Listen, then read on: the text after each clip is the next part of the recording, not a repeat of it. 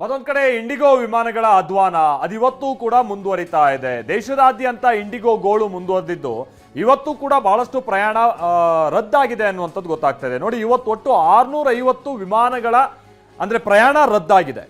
So 2300 ವಿಮಾನಗಳ ಪೈಕಿ 1650 ಪ್ರಯಾಣ ಮಾತ್ರ ಆಗಿದೆ ಇವತ್ತು. ಉಳಿದ 650 ವಿಮಾನಗಳ ಪ್ರಯಾಣ ಇವತ್ತು ಕ್ಯಾನ್ಸಲ್ ಆಗಿದೆ ಅನ್ನುವಂಥದ್ದು ಗೊತ್ತಾಗ್ತಾ ಇದೆ. ಇದು ಇಂಡಿಗೋ ಗೋಳು ಇವತ್ತು ಯಥಾ ಪ್ರಕಾರವಾಗಿ ಮುಂದುವರಿತಾ ಇರುವಂತ ಒಂದು ಸಂದರ್ಭ. ಈಗ 15ನೇ ತಾರೀಕೊಳಗೆ ಎಲ್ಲ ವ್ಯವಸ್ಥೆ ಸರಿಯಾಗಿ ಆಗುತ್ತೆ ಅಂತ ಹೇಳಿದ್ದಾರೆ.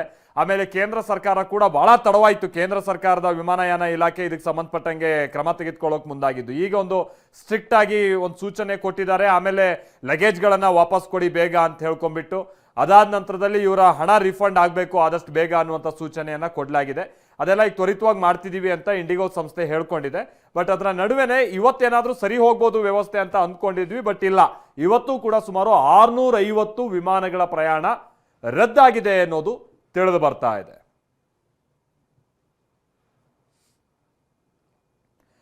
ಬಹಳ ಮಂದಿ ಒಬ್ಬೊಬ್ರದ್ದು ಒಂದೊಂದು ಗೋಳು. ಎಷ್ಟೋ ಜನ ತನ್ನ ಕುಟುಂಬದವರು ಅಸ್ಥಿ ಬಿಡೋಕೆ ಹೋದಂಥವ್ರು ಅವ್ರುಗಳು ಸಿಕ್ಕಾಕೊಂಡಿದ್ದಾರೆ. ಮದುವೆಗೆ ಹೋಗ್ಬೇಕಾದಂಥವ್ರು ಅವ್ರುಗಳು ಸಿಕ್ಕಾಕೊಂಡಿದ್ದಾರೆ. 40-50 ಮಂದಿಯ ಒಂದು ಫ್ಲೈಟ್ನಲ್ಲೇ ಬುಕ್ಕಿಂಗ್ ಆಗಿತ್ತು, ಅವ್ರುಗಳು ತಮ್ಮ ಕುಟುಂಬ ಸಮೇತವಾಗಿ ಸಿಕ್ಕಾಕೊಂಡಿದ್ದಾರೆ. ಇನ್ನು ಇಂಡಿಗೋ ವಿರುದ್ಧ ವಾಟಾಳ್ ನಾಗರಾಜ್ ಅವರು ಆಕ್ರೋಶವನ್ನು ವ್ಯಕ್ತಪಡಿಸಿದ್ದಾರೆ. ಏರ್ಪೋರ್ಟ್ಗೆ ತೆರಳುತ್ತಿದ್ದ ವಾಟಾಳ್ ನಾಗರಾಜ್ ಅವರನ್ನ ಪೊಲೀಸರು ವಶಕ್ಕೆ ಪಡೆದಿದ್ದಾರೆ. ಬೆಂಗಳೂರು ಗ್ರಾಮಾಂತರ ಜಿಲ್ಲೆ ದೇವನಹಳ್ಳಿ ಬಳಿಯ ಕೆಐಎಬಿ ಟೋಲ್ ಪ್ಲಾಜಾ ಬಳಿ ವಾಟಾಳ್ ನಾಗರಾಜ್ ಅವರನ್ನ ತಡೆದು ಪೊಲೀಸರು ವಶಕ್ಕೆ ಪಡೆದಿದ್ದಾರೆ. ರಸ್ತೆಯಲ್ಲೇ ಕುಳಿತು ವಾಟಾಳ್ ನಾಗರಾಜ್ ಅವರು ಪ್ರತಿಭಟನೆಯನ್ನ ಮಾಡಿದ್ದಾರೆ. ಬರೀ ವಾಟಾಳ್ ನಾಗರಾಜ್ ಅವರಲ್ಲ, ಅವರ ಜೊತೆಗೆ ಸಾಥ್ ಕೊಟ್ಟವರನ್ನ ಕೂಡ ಪೊಲೀಸರು ವಶಕ್ಕೆ ಪಡೆದಿದ್ದಾರೆ. ಇಂಡಿಗೋ ವಿರುದ್ಧ ಆಕ್ರೋಶವನ್ನು ವ್ಯಕ್ತಪಡಿಸಿ ಏರ್ಪೋರ್ಟ್ನತ್ತ ತೆರಳ್ತಾ ಇದ್ರು ಹೋರಾಟವನ್ನ ಮಾಡೋ ನಿಟ್ಟಿನಲ್ಲಿ. ಆಗ ಪೊಲೀಸರು ಅವರನ್ನು ತಡೆದು ವಶಕ್ಕೆ ಪಡೆದಂತಹ ದೃಶ್ಯ.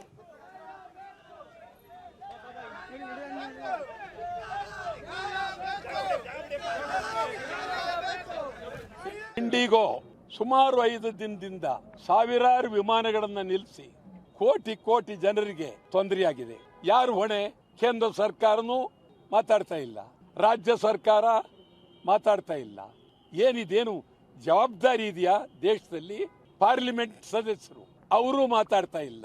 ಕರ್ನಾಟಕದಲ್ಲಿ ಮುಖ್ಯಮಂತ್ರಿಗಳು, ಇದು ಕರ್ನಾಟಕದಲ್ಲಿರೋದು ಅಂತಾರಾಷ್ಟ್ರೀಯ ವಿಮಾನ ನಿಲ್ದಾಣ, ಮುಖ್ಯಮಂತ್ರಿಗಳು ಬರಬೇಕಾಗಿತ್ತು. ಇಲ್ಲಿ ಬಂದು ಪ್ರಯಾಣಿಕರ ಬಗ್ಗೆ ಚಿಂತನೆ ಮಾಡಬೇಕಾಗಿತ್ತು.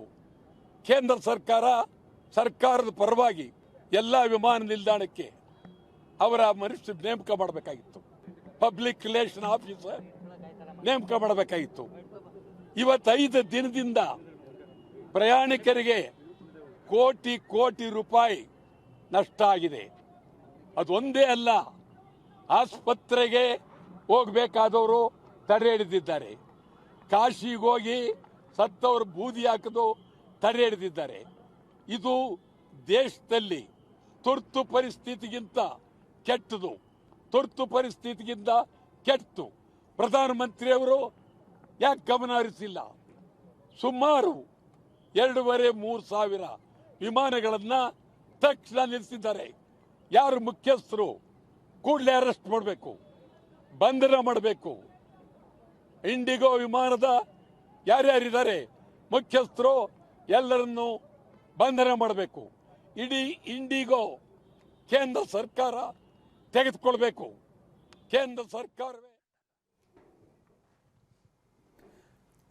ಸೊ ಇದು ವಾಟಾಳ್ ನಾಗರಾಜ್ ಅವರು ಇವತ್ತು ಅವರು ಹೇಳದಂಥ ಸಂಗತಿ. ಅದನ್ನು ಭಾಳ ಸೀರಿಯಸ್ ಆಗಿ ತಗೊಬೇಕು. ಇವ್ರು ಪ್ರತಿಭಟನೆ ಸರ್ಕಾರ ಅದೆಷ್ಟು ಸೀರಿಯಸ್ ಆಗಿ ತಗೊಳುತ್ತೋ ಮತ್ತೊಂದೋ ಗೊತ್ತಿಲ್ಲ.